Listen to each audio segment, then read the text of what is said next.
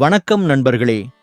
நமது இந்திய கலாச்சாரத்திலும் குறிப்பாக தொன்மையான தமிழ் மரபிலும் காகங்களுக்கு மிக முக்கிய இடம் உண்டு.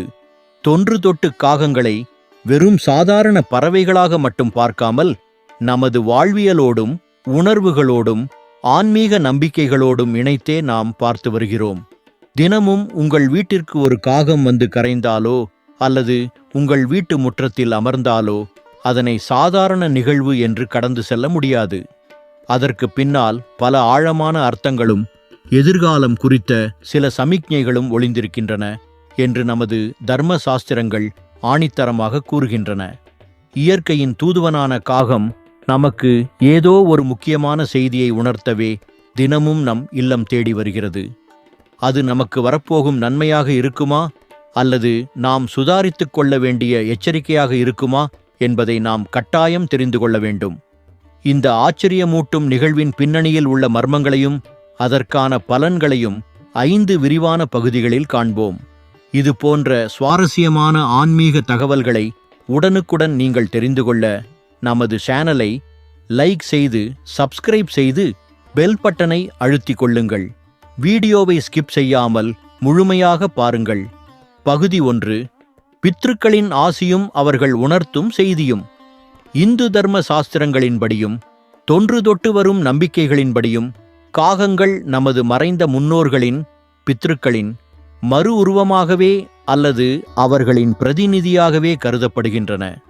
ஒருவர் இறந்த பிறகு அவர்களின் ஆன்மா பித்ருலோகத்தை அடைவதாகவும் அங்கிருந்து அவர்கள் காகத்தின் வடிவில் பூலோகத்திற்கு வந்து தங்களின் சந்ததியினரை பார்ப்பதாகவும் ஒரு ஆழமான ஐதீகம் நமது சமூகத்தில் உள்ளது.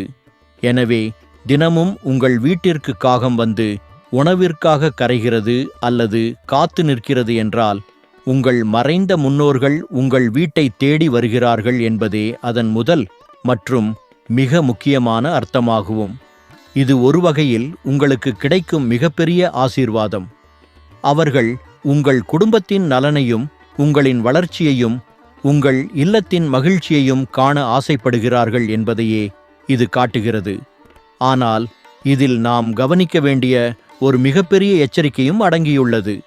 பித்ருக்கள் தினமும் உங்கள் வீட்டை தேடி வருகிறார்கள் என்றால் அவர்களுக்கு நீங்கள் செய்ய வேண்டிய கடமைகளில் ஏதேனும் பெரிய குறை வைத்துள்ளீர்களா என்பதை நீங்கள் சிந்தித்து பார்க்க வேண்டும்.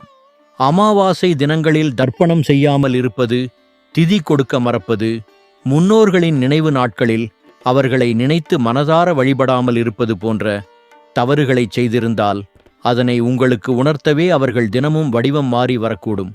உங்கள் வீட்டில் ஏதேனும் தொடர்ந்து சுபகாரிய தடங்கல்கள், காரணமே இல்லாத குடும்ப சண்டைகள், தொழில் நஷ்டங்கள் ஏற்பட்டால் அது பித்ருக்களின் அதிருப்தி காரணமாக இருக்கலாம். எனவே காகம் தினமும் வந்தால் முதலில் உங்கள் குலதெய்வத்தையும் மறைந்த முன்னோர்களையும் மனதார நினைத்து குடும்பத்தோடு வழிபடுங்கள். அவர்களுக்கு பிடித்த உணவுகளை படைத்து காகத்திற்கு தினமும் சாதம் வைப்பதை ஒரு பிரிக்க முடியாத வழக்கமாக மாற்றிக்கொள்ளுங்கள். இதன் மூலம் முன்னோர்களின் கோபமோ சாபமோ இருந்தால் அது நீங்கி முழுமையான ஆசீர்வாதம் உங்கள் இல்லத்திற்கு கிடைக்கும். அவர்கள் வயிறார உண்ணும்போது உங்கள் குடும்பத்தின் பாவங்கள் நீங்கி பல தலைமுறைகளுக்கும் புண்ணியம் பெருகும் என்பது அசைக்க முடியாத நம்பிக்கையாகும். பித்ருக்களின் பசியை ஆற்றுவதன் மூலம் மட்டுமே ஒரு குடும்பம் தழைத்தோங்கும். பகுதி 2. சனீஸ்வர பகவானின் பார்வையும் நீதியின் எச்சரிக்கையும். நவகிரகங்களில் ஒரு மனிதனின் கர்ம வினைக்கு ஏற்ப அவர்கள் செய்யும் நன்மை தீமைகளுக்கு ஏற்ப தயவு தாட்சண்யமின்றி பலன்களை வழங்கும் நீதி கடவுளாக போற்றப்படுபவர் சனீஸ்வர பகவான். அந்த சனீஸ்வர பகவானின் வாகனமாக இருப்பதே காகம்தான். ஜோதிட சாஸ்திரத்தின்படி ஒருவரது ஜாதகத்தில் சனி பகவானின் தாக்கம் எப்படி இருக்கிறது, அவர் சுப பலன்களை தருவாரா அல்லது அசுப பலன்களை தருவாரா என்பதை காகத்தின் தினசரி செயல்களை வைத்து ஓரளவு துல்லியமாக கணித்துவிட முடியும் என்று கூறுகிறார்கள். உங்கள் வீட்டிற்கு தொடர்ந்து தினமும் காகம் வருகிறது என்றால் சனி பகவானின் பார்வை உங்கள் வீட்டின் மீது விழுந்துள்ளது என்று அர்த்தம். இது உடனே பயப்பட வேண்டிய ஒன்றல்ல.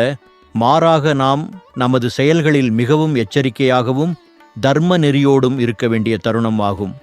காகம் தினமும் உங்கள் வீட்டிற்கு வந்து நீங்கள் வைக்கும் உணவை எந்தவித தயக்கமுமின்றி உடனடியாக சாப்பிட்டுச் சென்றால் சனி பகவான் உங்கள் மீது மிகுந்த கருணை கொண்டுள்ளார் என்றும் உங்கள் வாழ்வில் இதுவரை இருந்த கஷ்டங்கள் மிக விரைவில் தீரப்போகிறது என்றும் பொருள்.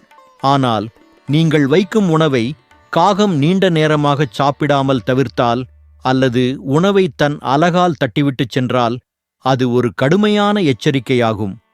நீங்கள் செய்யும் தொழிலிலோ வியாபாரத்திலோ அல்லது தனிப்பட்ட வாழ்விலோ நீங்கள் யாருக்காவது தீங்கு செய்திருக்கிறீர்களா அல்லது யாருடைய பணத்தையாவது ஏமாற்றி இருக்கிறீர்களா என்பதை உடனடியாக சுய பரிசோதனை செய்து கொள்ள வேண்டும். தர்மத்திற்கு புறம்பான செயல்களில் ஈடுபட்டால் அதற்கான தண்டனை நிச்சயம் கிடைக்கும் என்பதை உணர்த்தவே காகம் உணவை மறுக்கிறது. 7.5 சனி, அஷ்டம சனி அல்லது அர்த்தாஷ்டம சனி நடப்பவர்கள் இந்த விஷயத்தில் மிக கவனமாக இருக்க வேண்டும்.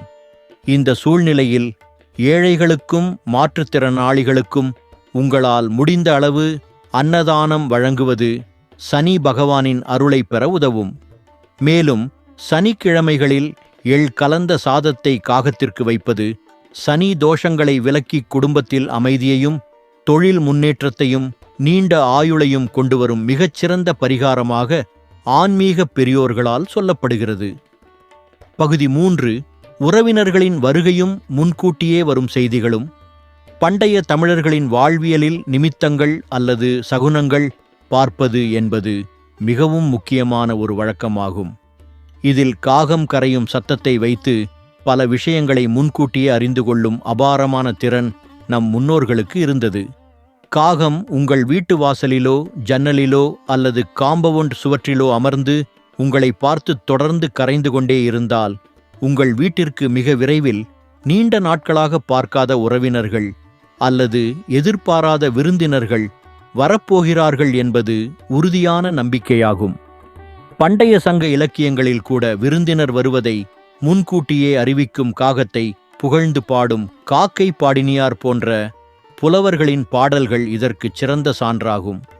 காகம் வெறுமனே கரைவது மட்டுமின்றி அது எந்த திசையை நோக்கி அமர்ந்து கரைகிறது என்பதிலும் பல ஆழமான ஜோதிட சூட்சுமங்கள் அடங்கியுள்ளன. உதாரணமாக, காகம் கிழக்கு திசையை நோக்கி அமர்ந்து மிதமான குரலில் கரைந்தால் அது அரசாங்க ரீதியான வெற்றிகளையோ வழக்குகளில் வெற்றியையோ அல்லது நீங்கள் எதிர்பார்க்கும் உயர் பதவிகளையோ குறிக்கும் மிகச் சிறந்த நற்செய்தியாக இருக்கலாம். ஆனால் தெற்கு திசையை நோக்கி அமர்ந்து பயங்கரமாக அல்லது வழக்கத்திற்கு மாறான வித்தியாசமான குரலில் கரைந்தால் அது துக்க செய்தியையோ நோய்வாய்ப்படுவதையோ அல்லது விபத்து போன்ற அசுப நிகழ்வுகளையோ குறிக்கும் கடுமையான எச்சரிக்கையாகவும். மரணத்தின் திசையாக தெற்கு கருதப்படுவதால் இந்த எச்சரிக்கை முக்கியத்துவம் பெறுகிறது. அதேபோல வடக்கு திசையை நோக்கி கரைந்தால் செல்வச் செழிப்பும் திடீர் பணவரவும் வியாபார லாபமும் ஏற்படும் என்றும், மேற்கு திசையை நோக்கி கரைந்தால் தொலைதூர பயணங்கள் மற்றும் வெளிநாடு செல்லும் வாய்ப்புகள் ஏற்படும் என்றும் சகுன சாஸ்திரம் விரிவாக விளக்குகிறது. மேலும் அதிகாலையில் காகம் இனிமையாக கரைந்தால் அன்று முழுவதும் நீங்கள் செய்யும் காரியங்கள் அனைத்தும் தடையின்றி வெற்றியடையும். மாறாக பல காகங்கள் ஒன்று கூடி உங்கள் வீட்டின் மேல் வட்டமடித்துக் கொண்டு சத்தமிட்டால் அது அந்த பகுதிக்கு வரப்போகும் ஏதோ ஒரு பெரிய ஆபத்தையோ அல்லது இயற்கை சீற்றத்தையோ முன்கூட்டியே உணர்த்தும் எச்சரிக்கை மணியாகும். பகுதி 4. காகத்தின் தினசரி செயல்களும் சகுன பலன்களும். தினமும் வரும் காகம் வெறுமனே உணவு சாப்பிட்டுவிட்டு செல்வதைத் தாண்டி அது நம் கண்ணெதிரே செய்யும் சில குறிப்பிட்ட செயல்களும் அதற்கான சுப அசுப பலன்களும் சகுன சாஸ்திரத்தில் மிக தெளிவாக கூறப்பட்டுள்ளன. நீங்கள் ஒரு முக்கியமான காரியமாக வெளியில் புறப்படும்போது காகம் உங்கள் வலதுபுறத்திலிருந்து இடதுபுறமாக பறந்து சென்றால் நீங்கள் செல்லும் காரியம் 100% வெற்றியடையும். அந்த நாள் உங்களுக்கு மிகச் சிறப்பான நாளாக அமையும் என்பது நம்பிக்கை. அதேபோல் உங்கள் தலையின் மீதோ அல்லது உடலின் மீதோ காகம் எச்சமிட்டால் அது பலரால் உடனடியாக ஒரு பெரிய அபசகுனமாக கருதப்படுகிறது. ஆனால் உண்மையான சாஸ்திரத்தின்படி அது உங்களுக்கு வரவிருந்த ஒரு பெரிய கண்டம் அல்லது உயிருக்கு வரவிருந்த ஆபத்து காகத்தின் எச்சத்தின் மூலமாகச் சிறியதாக கழிந்துவிட்டது என்பதையே குறிக்கிறது. இருப்பினும் அப்படி நடந்தால் உடனடியாக தலைக்கு குளித்துவிட்டு அருகில் உள்ள கோவிலுக்குச் சென்று இஷ்ட தெய்வத்தை வணங்குவது மிகவும் நல்லது. மேலும் காகம் தன் அலகில் ஏதேனும் இனிப்பான உணவுப் பொருள், இறைச்சித் துண்டு அல்லது பழங்களை கவ்விக்கொண்டு பறந்து வந்து உங்கள் வீட்டின் கூரை மீதோ அல்லது முற்றத்திலோ தவறுதலாக விழச் செய்தால் அது மிகச்சிறந்த அதிர்ஷ்டமாக பார்க்கப்படுகிறது. மிக விரைவில் உங்களுக்கு எதிர்பாராத தனலாபமும் பொருட்செல்வமும் கிடைக்கப் போகிறது என்பதை அது குறிக்கிறது. ஆனால் காகம் காய்ந்த சுள்ளிகள், காய்ந்த முட்கள் அல்லது எலும்புத் துண்டுகளை உங்கள் வீட்டிற்குள் கொண்டு வந்து போட்டால் அது வறுமையையும் தீராத நோயையும் குறிக்கும் எச்சரிக்கையாகும். வீட்டின் உள்ளே காகம் பறந்து வந்து பதற்றத்துடன் சுற்றித் திரிந்தாலோ அல்லது வீட்டின் கண்ணாடிகளை தன் அலகால் தொடர்ந்து கொத்தினாலோ அது வீட்டில் உள்ளவர்களின் ஆரோக்கியத்தில் மிகப்பெரிய பின்னடைவு ஏற்படப் போகிறது என்பதற்கான எச்சரிக்கையாகவும். காகங்கள் தங்களுக்குள் சண்டையிட்டுக் கொண்டு உங்கள் வீட்டின் முன் விழுந்தால் அது குடும்ப உறுப்பினர்களுக்குள் அல்லது அண்டை வீட்டாருடன் பெரிய அளவில் வாக்குவாதங்கள் அல்லது நீதிமன்ற வழக்குகளை ஏற்படுத்தும் என்பதை குறிக்கும். இந்த எச்சரிக்கைகளை உணர்ந்து செயல்பட்டால் துன்பங்களை தவிர்க்கலாம். பகுதி 5. நாம் செய்ய வேண்டிய கடமைகளும் ஆன்மீக பரிகாரங்களும். காகம் தினமும் வீட்டிற்கு வருவதால் ஏற்படும் நன்மைகளை தக்க வைத்துக் கொள்ளவும் அது உணர்த்தும் எச்சரிக்கைகளை தாண்டி தீமைகளை முழுமையாக விளக்கவும் நாம் சில முக்கியமான கடமைகளை தவறாமல் செய்ய வேண்டும். முதல் மற்றும் மிக முக்கியமான கடமை, தினமும் குடும்பத்தினர் உணவருந்துவதற்கு முன்பு காகத்திற்கு ஒரு கைப்பிடி சாதமாவது வைக்க வேண்டும். காலையில் சமைத்த சுத்தமான உணவைத்தான் வைக்க வேண்டும். வெறும் சாதமாக வைக்காமல் அதில் சிறிது நெய் அல்லது எள் கலந்து வைப்பது மிகவும் சிறந்தது. காகத்திற்கு வைக்கும் பாத்திரம் அல்லது இடம் மிகவும் சுத்தமாக இருக்க வேண்டும். எச்சில் பட்ட உணவுகளையோ முதல் நாள் மீதமான கெட்டுப்போன உணவுகளையோ ஒருபோதும் காகத்திற்கு வைக்கக்கூடாது. இது முன்னோர்களை அவமதிப்பதற்கு சமம் மற்றும் பெரும் பித்ரு தோஷத்தை ஏற்படுத்தும். காகம் வந்து உணவை எடுத்த பின்னரே நாம் உணவருந்தும் பழக்கத்தை குடும்பத்தில் கடைபிடித்தால் அந்த குடும்பத்தில் எந்தவிதமான வறுமையும் பசியும் கடன் தொல்லையும் எட்டி பார்க்கவே பார்க்காது. கோடை காலங்களில் காகத்திற்கு உணவோடு சேர்த்து ஒரு சிறிய பாத்திரத்தில் குடிநீரும் வைப்பது மகா புண்ணியத்தை தேடித்தரும். ஒருவேளை காகம் நீங்கள் வைக்கும் உணவை தொடர்ந்து பல நாட்களாக சாப்பிட மறுத்தால் அருகில் உள்ள சிவாலயங்களுக்குச் சென்று நவகிரக சன்னதியில் சனி பகவானுக்கு 7 தீபம் ஏற்றி மனமுருகி வழிபடுங்கள். மேலும் ஒவ்வொரு மாதமும் வரும் அமாவாசை தோறும் தவறாமல் முன்னோர்களுக்கு தர்ப்பணம் செய்து ஏழைகளுக்கு தானம் வழங்குங்கள். பசு மாடுகளுக்கு அகத்திக்கீரை கொடுப்பதும் தெரு நாய்களுக்கு உணவு வழங்குவதும் நமது முந்தைய பிறவியின் கர்ம வினைகளை குறைக்கும் அருமருந்தாகும். இயற்கையோடு இணைந்து வாழ்வதே உண்மையான ஆன்மீகம். காகம் என்பது நம்மை சுற்றியுள்ள பல்லுயிர் சூழலின் ஒரு மிக முக்கிய அங்கம். அதற்கு உணவளிப்பதன் மூலம் நாம் ஒரு வாயில்லா ஜீவனுக்கு பசியாற்றுகிறோம் என்ற புண்ணியமே நமது குடும்பத்தை கவசம் போல் காப்பாற்றும். எனவே தினமும் காகங்களுக்கு அன்போடு உணவளியுங்கள். நண்பர்களே, சுருக்கமாக சொன்னால் வீட்டிற்கு தினமும் வரும் காகத்தை ஒரு சாதாரண பறவையாகவோ அல்லது தொந்தரவாகவோ எண்ணி ஒருபோதும் அலட்சியப்படுத்தக்கூடாது. அது நமது முன்னோர்களின் ஆசி பெற்ற வடிவமாகவும் நீதி கடவுளான சனி பகவானின் தூதுவனாகவும் வந்து நமது வாழ்க்கை பயணத்திற்கு தேவையான முக்கியமான வழிகாட்டுதல்களையும் எதிர்கால எச்சரிக்கைகளையும் வழங்கிச் செல்கிறது. இயற்கையின் பிரம்மாண்டமான படைப்பில் ஒவ்வொரு உயிரினத்திற்கும் மனிதர்களோடு ஒரு கண்ணுக்கு தெரியாத தொடர்பு உண்டு. அந்த வகையில் காகம் நம் குடும்பத்தோடு நெருங்கிய ஆன்மீக தொடர்பை கொண்டுள்ளது. நல்ல சகுனங்களைக் கண்டு மகிழ்வது போல அது தரும் எச்சரிக்கைகளை உணர்ந்து இறை வழிபாட்டிலும் தர்ம காரியங்களிலும் நாம் அதிக கவனம் செலுத்த வேண்டும். தினமும் காகத்திற்குச் சோறு வைக்கும் உன்னதமான அறச்செயலை கடைபிடிப்போம்.